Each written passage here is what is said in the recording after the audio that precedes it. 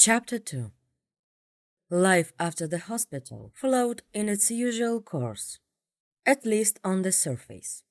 Thomas returned to his technical college, to his drawing and notes, to the familiar routine of homework and occasional leisurely walks. The doctor's conclusion about the gestative vascular dystonia and his deemed partially unfit for military service brought some relief. The prospect of marching in army boots had been pushed back, though it hadn't disappeared entirely. Once again, he immersed himself in his quiet and orderly world. His interactions with classmates remained superficial, strictly businesslike. His true friends were two guys he had known since school, Remus and Andrews. Remus was tall, slender, and fair-haired, an eternal optimist and a constant source of ideas, often absurd but always full of enthusiasm. Andrews, on the other hand, was shorter, stocky, and more grounded and level-headed, but with an excellent sense of humor. The three of them formed an inseparable trio. Their friendship was typically boyish. They would meet after classes or on weekends, wander around the city, discuss music, movies, new computer games, and make work plans for the future. They had their favorite spots: a bench in Wingus Park overlooking the river, an old abandoned construction site on the outskirts where they could sit in silence, or simply the streets of the old town where they could roam for hours. There were never any girls in their company. Not that they were misogynist, it just happened that way. Remus occasionally tried to strike up acquaintances, but his attempts usually ended in failure. Andrews was too shy, and Thomas completely lost himself in the presence of girls, turning into a silent shadow. Their all-male group sometimes made others joke they might be gay. The guys brushed off these remarks, but deep down, such jokes stung, especially Thomas, who felt acutely aware of his awkwardness and inability to communicate with the opposite sex. One of those ordinary spring's evenings, when the sun was already sinking towards the horizon, painting the sky over wilderness in shades of pink and orange, the three of them sat on their favorite bench in the park. Remus was passionately talking about the new album of some underground band. Andrews was absent-mindedly digging into the ground with the toe of his shoe, and Thomas simply stared at the river, enjoying the peace and quiet of the moment. The air was fresh, filled with the scent of damp earth and budding leaves. "Listen, how about we don't just sit here sulking today?" Remus suddenly suggested, interrupting his musical monologue. "Let's take a walk along Gediminas Avenue. There's a ton of people out there right now. Life's buzzing." Andrew shrugged. "Sure, there's nothing else to do anyway." Thomas agreed too. He liked the avenue in the evening, the lights from the shop window, the noise of the crowd, the feeling of a big city. It was better than sitting at home. They got up and slowly headed toward the city center. On the way, Remus suddenly smiled mysteriously. "By the way, guys, I've got a surprise for you." "What kind of surprise?" Andrews asked warily. Knowing Remus, you could expect just about anything. "You'll see," he said with a sly wink. When they reached the avenue, Remus didn't just take them for a walk. He purposefully turned toward one of the small outdoor cafes with wicker chairs lining the sidewalk. And then Thomas saw the surprise. At one of the tables sat three girls. He recognized one of them, Lena, Remus' sister, but the other two were strangers to him. "Hey sis! Hey girls!" Remus called out cheerfully as they approached the table. "Mind if we join you?" Lena rolled her eyes but smiled. "Well, since you're here, sit down. Meet my friends, Yeva and Olga." The girls nodded politely. Thomas felt a familiar wave of awkwardness wash over him. He muttered something resembling a greeting and took the seat at the very edge, trying to remain as inconspicuous as possible. Andrews also looked a bit tense, but Remus felt completely at ease. immediately diving into a lively conversation with his sister and her friends. Thomas sat silently, watching the passerby. The girls seemed to him like creatures from another planet. He had no idea what to talk to them about or how to behave. He felt out of place, like a third wheel. One of Lena's friends, Olga, a dark-haired girl with big brown eyes and a mischievous smile, glanced at him curiously several times, but each time he quickly averted his gaze. She probably thinks I'm some kind of weirdo, he thought to himself. He was already regretting having agreed to come. It would have been better if they stayed in the park or gone home. The conversation at the table flowed on. They were discussing school, mutual acquaintances, plans for the summer. Thomas barely listened.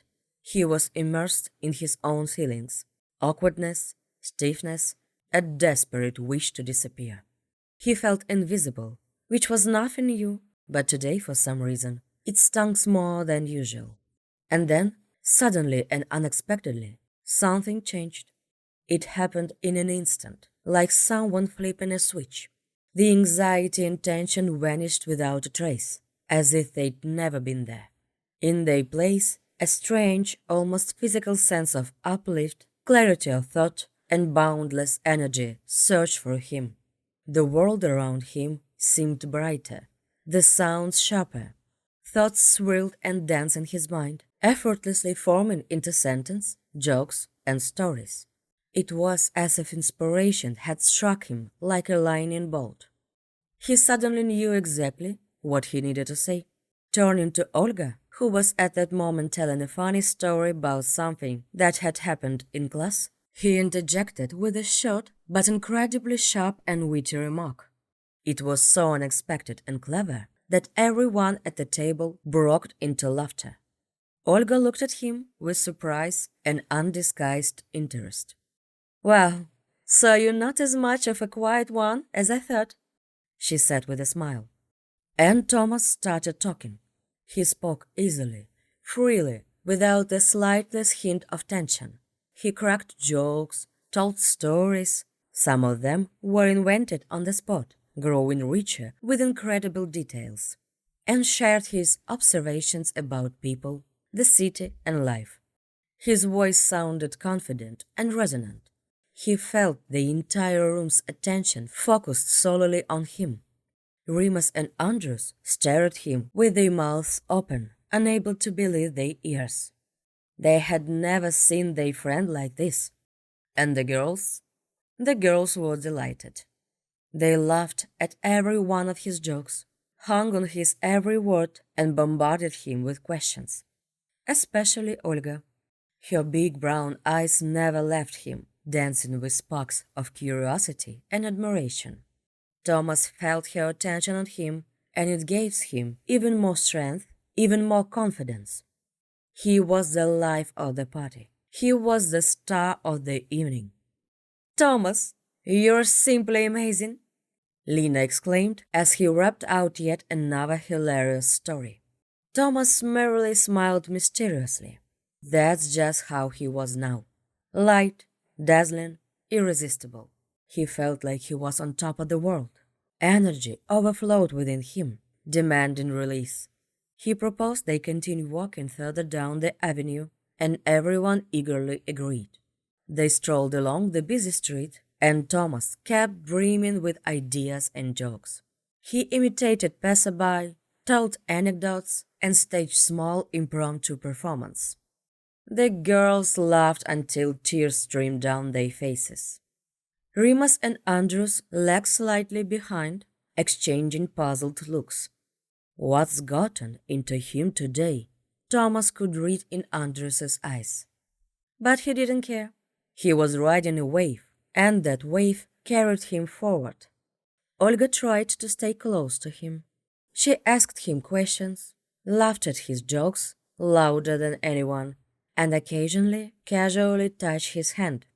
Thomas felt those touches like electric currents. His heart pounded wildly, not from fear of awkwardness, but from excitement, from the intoxicating feeling of success. They reached the cathedral square, sat for a while on the steps, admiring the majestic cathedral glowing in the light of a setting sun. Thomas kept talking, mesmerizing his listeners. He felt omnipotent. It seemed he could move mountains, conquer the world. When it got very late and it was time to part ways, Olga approached him. There was something serious in her eyes, but the smile never left her lips. "Thomas, you're very unusual," she said a bit hesitantly. "I had such an interesting time with you today. Can I have your phone number?" Thomas's heart jumped and then seemed to stop. A girl, a beautiful girl, was asking him for his phone number. Him, quiet, unnoticeable Thomas, who had always been too afraid even to speak to them. It felt unreal, like a waking dream. He felt his cheeks flush, but it wasn't the blush of embarrassment. It was the flush of triumph. He barely held back the triumphant smile that threatened to break through. "Of course," he said as casually as he could, though inside everything was singing and bursting with fireworks. He dictated his home phone number to her. Mobile phones were still a rarity back when, trying to keep his voice steady and free from the tremor of excitement. Olga jotted the number onto a small scrap of paper she pulled from her purse. "Thank you. I'll call," she promised, her cheeks taking on a faint pink hue. "I'll be waiting," Thomas replied, feeling like he might explode with happiness. They said their goodbyes. The girls headed in one direction, while Remus, Andrews, and Thomas went in the opposite. As soon as the girls were out of sight, Remus clapped Thomas on the shoulder. "Man, what was that? Who even are you?" he exclaimed. Andrews nodded in agreement. "I've never seen you like this. It's like you're a completely different person." Thomas just laughed in response. "It's just a good mood," he said nonchalantly. But it wasn't just a good mood. He felt as though he had grown a meter taller, as though wings had sprouted from his back. He was soaring above the ground, on cloud 9. The entire way home, he remained silent, immersed in his own feelings. Over and over, he replayed the events of the evening in his head. His successful jokes, the girls' laughter, Olga's admiring glances, and her request for his phone number. Each detail gave rise to a fresh wave of joy. He didn't analyze how he left. He didn't question why he had suddenly become this way. The troubling thoughts that had plagued him after the hospital felt distant and insignificant now. What did it matter why this was happening? The important thing was that it was happening. And it was wonderful. He felt alive, full of energy, capable of anything. He was sure his life would now change. Olga would call, they would start dating, and everything would be amazing. When he got home, he couldn't fall asleep for a long time. Energy bubbled inside him, refusing to let him relax. He turned up the music, paced back and forth across the room, and made grand plans. Sleep was the last thing on his mind. It seemed like a waste of time when life was so beautiful and brimming with opportunity. He thought about Olga, her smile, her eyes. They lingered vividly in his mind. He imagined their next meeting, their conversations, their relationship. Everything seemed so light, so attainable. Somewhere, in the back of his mind, a flicker of doubt surfaced. Would he still be this way tomorrow? This witty, charming, confident version of himself? Or would the old Thomas return, the quiet, awkward, shy one? But he quickly dismissed that thought. No, things would be different now. He had found himself, his true self, bright, talented, successful. The world was at his feet, and the future seemed like an endless series of triumphs and joys. He fell asleep only in the early morning, worn out, not so much by the day's events, but by the boundless energy surging through him. With a smile on his lips and full confidence that tomorrow would be even better, Thomas finally drifted off.